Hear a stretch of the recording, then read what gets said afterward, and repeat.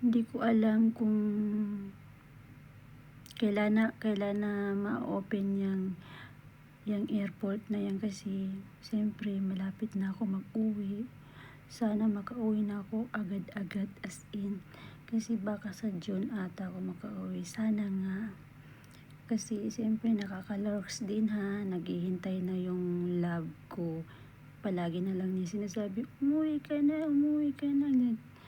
So, siyempre hinihintay natin na magbukas yan.